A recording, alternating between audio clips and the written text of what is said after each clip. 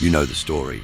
A royal assassination on June 28, 1914 in Sarajevo triggers the First World War. But what if Gavrilo Princip, the man behind that bullet, wasn't just killing the future emperor of a colonizing oppressor state, but preventing something far darker by the hand of another Habsburg authoritarian?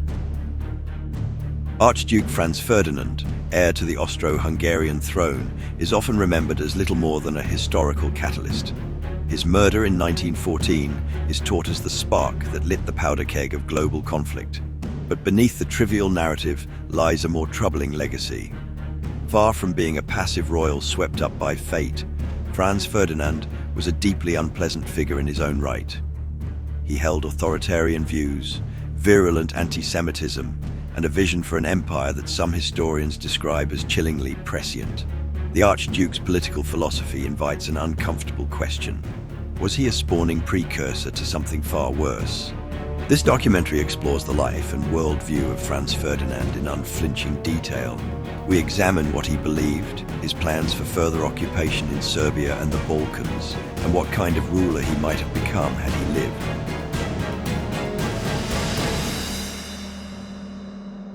At birth, Franz Ferdinand was never supposed to rule. He arrived into a family more decorative than powerful. His father, Archduke Karl Ludwig, was stiff and deeply traditional, a man carved from the stone of imperial conformity and younger brother to the leading Habsburg monarch, Emperor Franz Joseph I of Austria. When he first drew breath on December 18, 1863, he seemed destined for a life of opulence without consequence. A prince among fading tapestries and cold palaces, few could have imagined the grim geometry that would chart his path from Austrian obscurity to Balkan enemy number one. At the time, the Ottoman Empire still cast a long, crumbling shadow over the Balkans. Austria, its ancient rival, was no longer at war with the Sultan's realm, but bound in a brittle ceremonial peace. And caught between these titans stood Serbia, small, defiant, and destined to become the stage upon which Ferdinand would see his demise.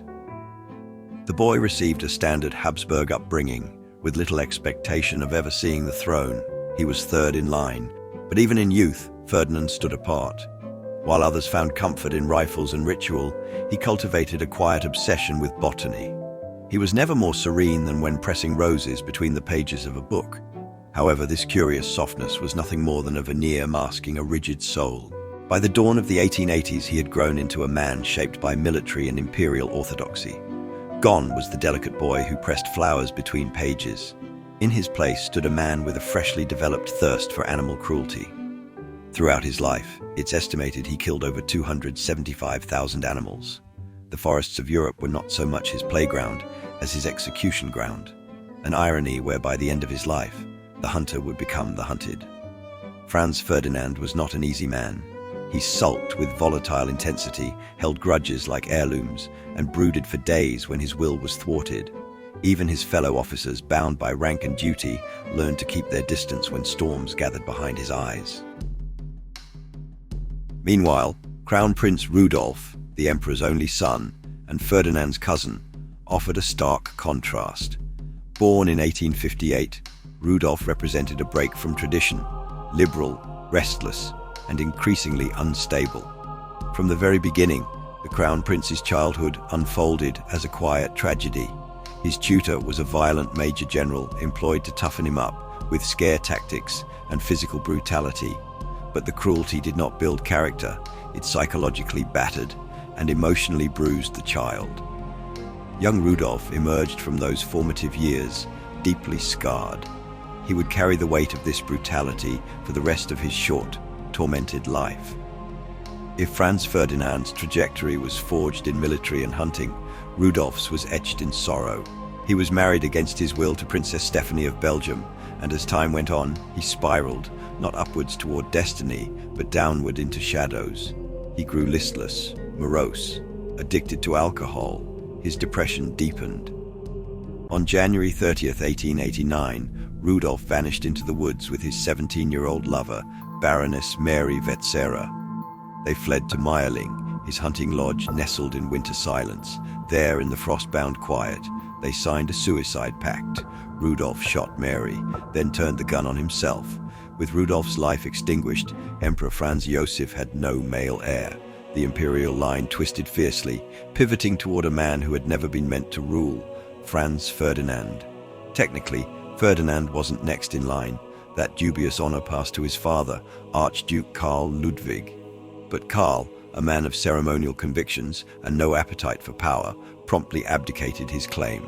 And just like that, the path cleared. From third in line to heir apparent, from slaughtering wildlife to planning governance. Franz Ferdinand, irascible and iron-willed, now stood one breath away from the throne. To Emperor Franz Josef, the prospect of Franz Ferdinand as his successor was about as palatable as swallowing a goblet of vinegar. Sharp, bitter, and impossible to ignore. The two men, bound by blood and fate, were separated by temperament as wide as the empire itself. Franz Josef, ever the stoic marble statue of monarchy, revealed his heart only to his wife, Empress Sisi. Franz Ferdinand, on the other hand, was an open furnace of irritation. His volcanic temper and perpetual sulking had only intensified. Even after Karl Ludwig abdicated his claim, Franz Josef hesitated.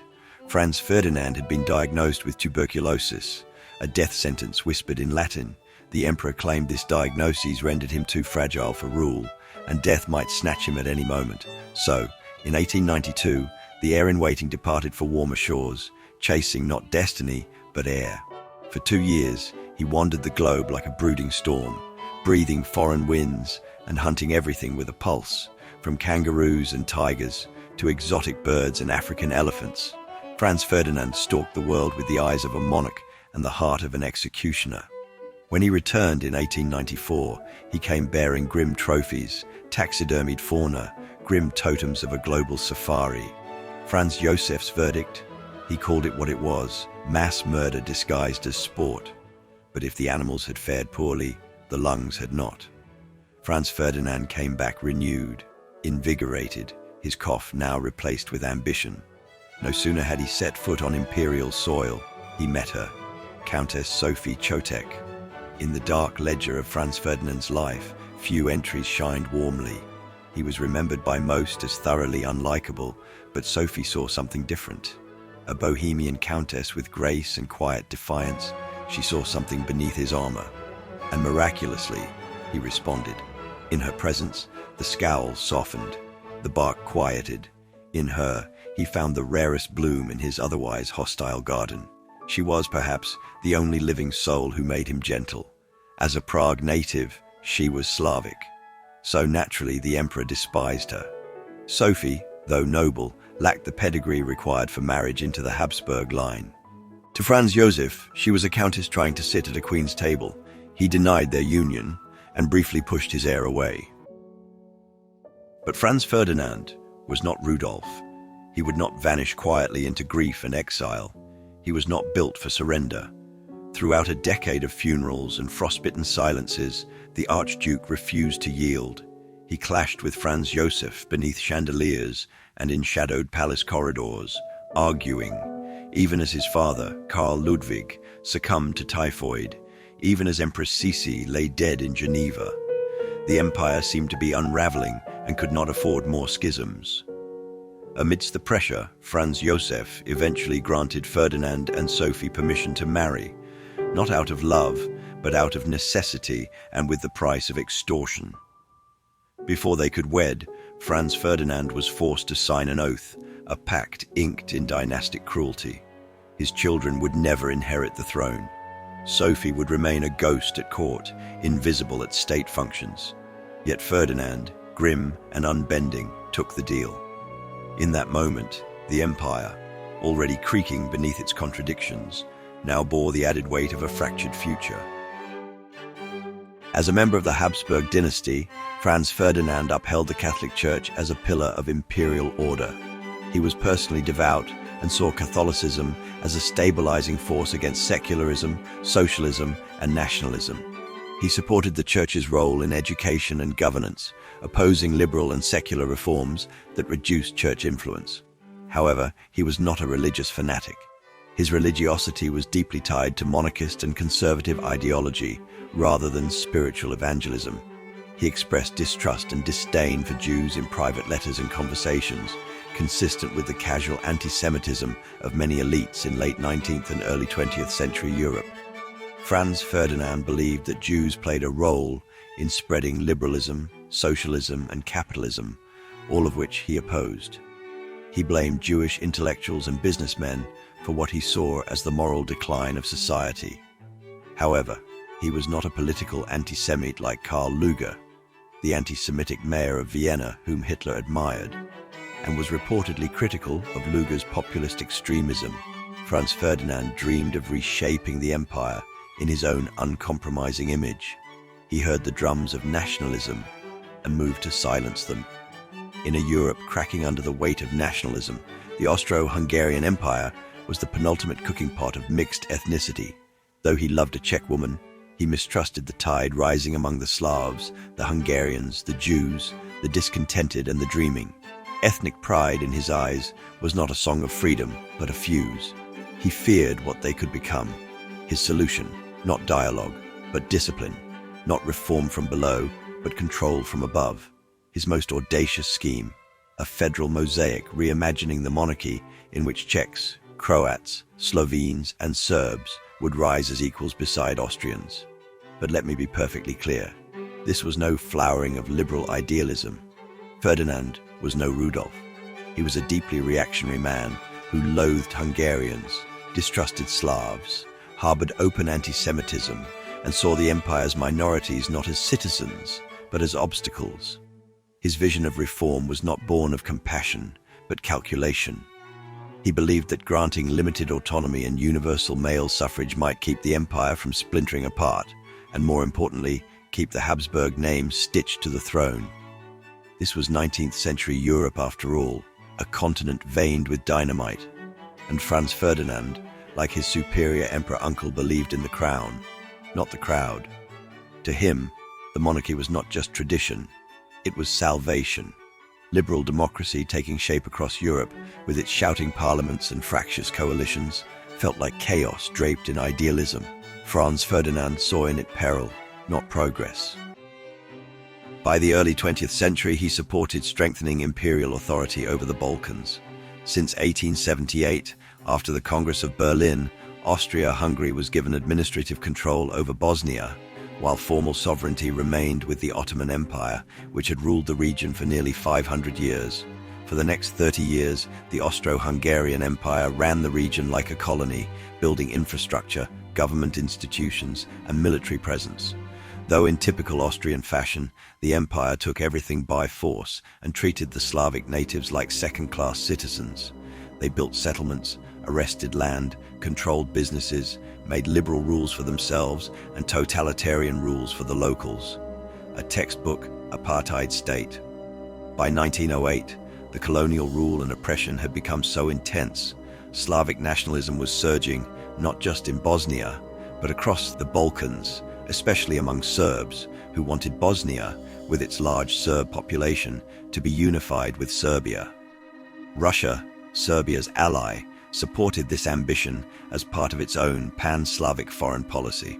By this point in history, Serbia had gained independence from the Ottoman Empire, but it now faced a growing threat.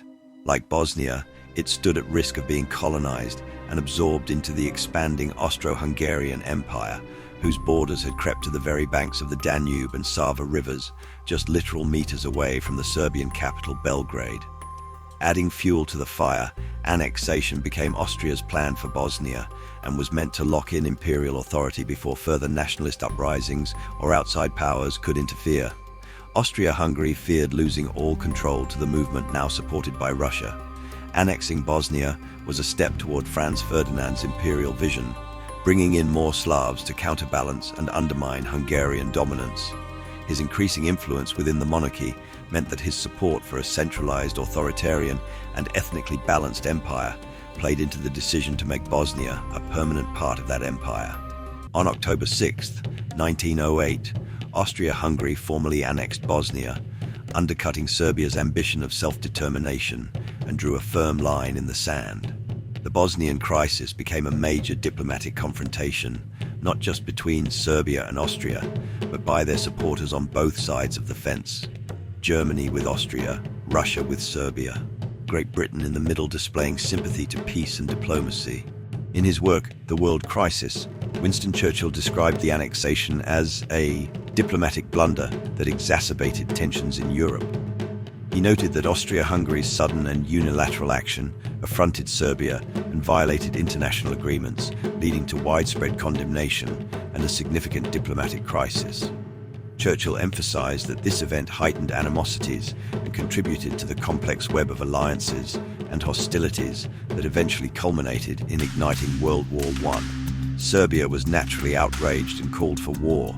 Though a small country beside its titanic enemy, they could not face them alone. They needed Russian military support. Russia, still recovering from its defeat in the Russo-Japanese War, backed down, but grew more hostile to Austria-Hungary. The crisis marked a turning point in Balkan tensions, planting seeds of the alliance systems and mutual distrust. It secured Austro-Hungarian grip on a strategically and ethnically volatile region, prevented true Serbian independence, and asserted the empire's dominance in the crumbling Ottoman Balkans. But the move only deepened regional hostility, particularly with Serbia and Russia. Franz Ferdinand didn't sign the annexation decree or mastermind the policy, but he was ideologically aligned with it, symbolically linked to it, and politically positioned to benefit from its goals. He represented the future of an empire that had taken Bosnia by force, and for a majority of Serbians, that made him a legitimate target, an enemy number one. Between 1906 and 1914, Austria-Hungary's General Staff, particularly Chief of Staff Konrad von Hötzendorf, had been advocating for war with Serbia, seeing it as a threat to the empire's survival. Konrad reportedly proposed preemptive war against Serbia over 20 times. Franz Ferdinand had initially dismissed him, yet in the summer of 1914, Serbian tensions with Austria had reached boiling point. So Franz Ferdinand announced an official state visit to strengthen imperial authority in Bosnia, assuming this would project strength and legitimacy over the empire's claim to the region. But the chosen date, June 28th, was highly provocative and deeply symbolic. June 28th is Vidovdan, St. Vitus Day, a date woven into the fabric of Serbian identity. It marks the 1398 Battle of Kosovo, where Serbian forces fell to the advancing Ottomans. To many Serbs, it's a solemn day of both mourning and pride, a symbol of heroic resistance and national sacrifice. For Archduke Franz Ferdinand, heir of the Austro-Hungarian Empire, to parade through Sarajevo on that very day felt less like diplomacy and more like provocation, a symbolic flex of imperial dominance over a wounded and defiant people. Among the Serbs rose the young, the radical, the fanatical. In shadowy rooms, they whispered of vengeance, of sacrifice, of empire brought to its knees. The region had become full of underground resistance movements, including the Black Hand, of which Gavrilo Princip, a Serbian intellectual, was a member. He was not a mere assassin, he was the product of a storm which had been building for decades. Despite the tensions and known threats, the visit went ahead with minimal security precautions. The motorcade route was publicly announced, and Franz Ferdinand would ride with Sophie in an open-topped motorcar.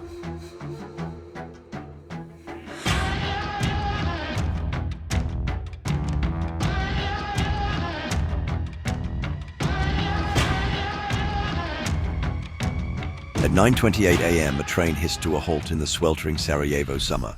From it stepped Archduke Franz Ferdinand and his wife, Sophie. They climbed into the open car and commenced their visit. The Miljacka River ran low that day, its muddy banks baking in the heat. But it wasn't the thirsty river that demanded the Archduke's attention. It was the faces. Thousands lined the streets, watching. By the Latin Bridge, two shadows in ill-fitting coats stood still as statues, Nedeljko Čabrinović and Gavrilo Princip. In their pockets, the tools of revolution, bombs, pistols, and poison, fingers trembling near cyanide capsules, eyes scanning the passing cars. They waited for their moment. Their mission: cut off the head of the snake who strangles their country and their freedom. The night before, Franz Ferdinand dreamt of doom, a gnawing premonition that Sarajevo would not greet him kindly. Grim behind his moustache, he looked out on the crowd. He did not yet know that the gears of the world had begun to turn, slowly and irrevocably, toward catastrophe. At 10:10 a.m., as they neared the Latin bridge, Chabrinovic hurled a bomb. It struck the Archduke's car and bounced. Seconds later, it detonated beneath the police escort behind, a thunderclap of smoke and fire, injuring several people. Amongst them, 2 Austrian counts and a colonel. Screams tore through the crowd. In the chaos, Chabrinovic swallowed his cyanide and leapt into the river, but fate mocked him. The poison was old, the river dry. He landed not in watery escape, but on sun-baked stone, legs broken, writhing in pain and under arrest. From the sidewalk, Gavrilo Princip watched as the target vanished down the road, the moment slipping through his fingers like smoke. He had failed, or so it seemed. At City Hall, despite the attack, the day's ceremony continued as planned. Speeches were made, toasts were exchanged, and Franz Ferdinand insisted on visiting the wounded counts and colonel in hospital. And so, like an offering returned to the altar, the Archduke and Sophie drove once more past the Latin bridge. It was exactly 11 a.m., and there stood Princip. Still stunned from the earlier attempt, he looked up to see the very same car rolling slowly toward him, a gift from the gods of mischance. The driver stopped, having taken a wrong turn. Princip stepped forward and raised his pistol. The first bullet struck Sophie in the abdomen. She gasped and slumped beside her husband, her white gown already soaking red. The second shot found its mark in Franz Ferdinand's neck, severing a vital artery. Blood poured from the wound, staining his bright blue uniform a deep, spreading crimson. Pandemonium erupted. The Austrian police swarmed Princip. In the back seat, Franz Ferdinand clutched his dying wife. As the blood pooled around him, a bodyguard asked if he was hurt. "It's nothing," the Archduke murmured. "It's nothing. It's nothing." They were the final words of Archduke Franz Ferdinand, spoken through clenched teeth as the life drained from his body, hunted like the very animals he once delighted in shooting, and with his death, the brittle foundation of the Austro-Hungarian Empire would eventually collapse. Unlike the clickbait titles or attention-grabbing headlines of historical films, documentaries and articles might have you believe, the first shot of World War I was not that fired by Gavrilo Princip, but by Austria, just over 30 days later, on the shores of the Danube River at Belgrade. When Franz Ferdinand's heart had stopped on that sweltering June afternoon, his death ignited a perilous momentum. Almost immediately, Austrian intelligence laid the blame at Serbia's doorstep. Furious, humiliated, Vienna readied its army. In the Hofburg Palace, Emperor Franz Joseph, aged, wearied, wrestled with fate. He was done waiting. Austria issued its ultimatum in 10 points to Serbia on July 23rd at 6 p.m. It was Austria-Hungary's diplomatic weapon to blame Serbia for the assassination and demand humiliating concessions within 48 hours. The ultimatum was deliberately designed to be unacceptable, giving Austria-Hungary a pretext to go to war. Winston Churchill, then serving as the First Lord of the Admiralty, sharply criticized it. He described it as the most insolent document of its kind ever devised, highlighting its extreme and provocative nature. Serbia responded on July 25th, just hours before the deadline. It accepted 9 of the 10 demands, but rejected point 5. It could not allow foreign officials to conduct investigations on Serbian soil, as this violated its sovereignty.